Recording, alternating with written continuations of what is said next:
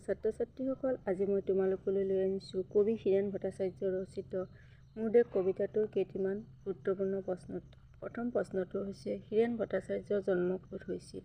উত্তৰ: হীৰেণ ভট্টাচাৰ্যৰ জন্ম যোৰহাটত হৈছিল। খ. হীৰেণ ভট্টাচাৰ্যই সম্পাদনা কৰা দুখন কাকতৰ নাম লিখা। মনন আৰু চিত্ৰবন। দেশৰ প্ৰতিটো পুৱাই কবিৰ বাবে কি লুকাই আনিছে? উত্তৰ: দেশৰ প্ৰতিটো পুৱাই কবিৰ বাবে ঐশ্বৰ্যৰ বিপুল সম্ভাৰ লুকাই আনিছে। ঘ. প্ৰতিটো ঋতুৱে কবিক কি দি যায় বুলি কবিতাটোত উল্লেখ কৰিছে? উত্তৰ: প্ৰতিটো ঋতুৱে কবিক জীৱনৰ আশীৰ্বাদ দি যায় বুলি কবিতাটোত উল্লেখ কৰিছে। শান্তিৰ চৰাইজনীক কবিয়ে আজলি ভৰাই কি দিছে? উত্তৰ: শান্তিৰ চৰাইজনীক কবিয়ে আজলি ভৰাই ভঁৰালৰ এমুঠি ধান আৰু পৰাণৰ পৰা নিগৰি ওলোৱা একোটি গান উপহাৰ স্বৰূপে দিছে।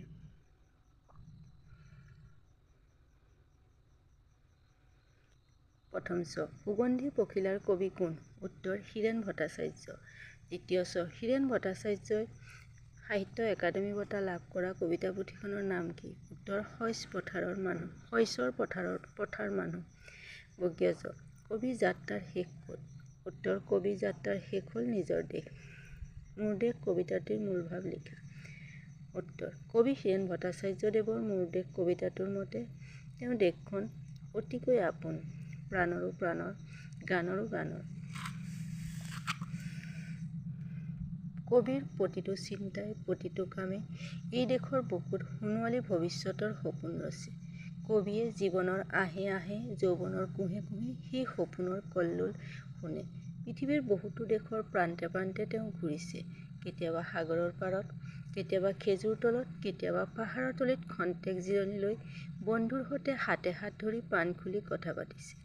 এনেদৰে বহু দেশ ঘূৰি আহি অৱশেষত কবি নিজৰ দেশত উপস্থিত হৈছেহি।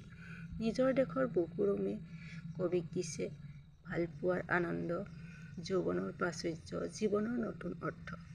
নিজৰ দেশৰ প্ৰতিটো পুৱাই আনিছে ঐশ্বৰ্যৰ বিপুল সম্ভাৰ আৰু প্ৰতিটো ঋতুৱে দি যায় জীৱনৰ আশীৰ্বাদ। কবি নিজৰ দেশৰ ৰনোৱা, বনোৱা, হালোৱা সকলোৰে মাজত আছে। এই দেশৰ শত্ৰু মিত্ৰ সকলোকে চিনি তেওঁলোকৰ অনৈক্যৰ মাজত ঐক্য আৰু বিৰোধৰ মাজত সংহতি স্থাপন কৰি সিহঁতৰ অন্তৰ বিশ্বাসেৰে জিনিছে। তাৰ পিছৰকেইটা হৈছে ব্যাখ্যা। ব্যাখ্যাটো হৈছে, অনৈক্যৰ মাজত ঐক্য হৈ, বিৰোধৰ মাজত সংহতিৰ সম্ভাৱনা হৈ মই আছোঁ। উত্তৰ: উক্ত কবিতাফাঁকি আমাৰ পাঠ্যপুথি ৰচিত কবি হীৰেণ ভট্টাচাৰ্য ৰচিত মোৰ দেশ কবিতাটোৰ পৰা তুলি দিয়া হৈছে। ইয়াত কবিয়ে স্বদেশৰ মানুহক এক হৈ থাকিবলৈ আহ্বান জনোৱাৰ প্ৰসংগত এনেদৰে উল্লেখ কৰিছে: কবিৰ নিজৰ দেশ অতিকৈ আপোন। এই দেশৰ চিন্তাই কবিৰ মন তোলপাৰ কৰি তোলে। পৃথিৱীৰ নানা দেশ ভ্ৰমণ কৰি পুনৰ নিজৰ দেশলৈ ঘূৰি আহিছে। নিজৰ দেশে কবিক দিছে ভালপোৱাৰ আনন্দ, যৌৱনৰ প্ৰাচুৰ্য, জীৱনৰ নতুন অৰ্থ।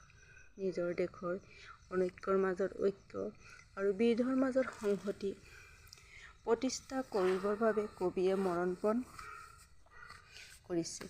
নিজৰ দেশৰ সংহতি ৰক্ষা কৰিব পৰাটোৱে যেন কবিৰ জীৱনৰ একমাত্ৰ লক্ষ্য। খ. মোৰ জীৱনৰ আহে আহে, মোৰ যৌৱনৰ কোঁহে কোঁহে সেই সপোনৰ কল্লোল। উত্তৰ: উক্ত কবিতাফাঁকি আমাৰ পাঠ্যপুথিৰ অন্তৰ্গত কবি হীৰেণ ভট্টাচাৰ্য ৰচিত মোৰ দেশ কবিতাটিৰ পৰা তুলি দিয়া হৈছে। ইয়াত কবিয়ে শয়নে সপোনে নিজৰ দেশখনক ভালপোৱাৰ প্ৰসংগ উল্লেখ কৰিছে।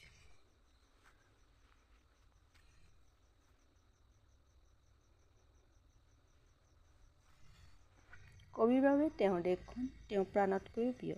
তেওঁৰ প্ৰতিটো চিন্তাই, প্ৰতিটো কামে সোণোৱালী ভৱিষ্যতৰ সপোন ৰচে।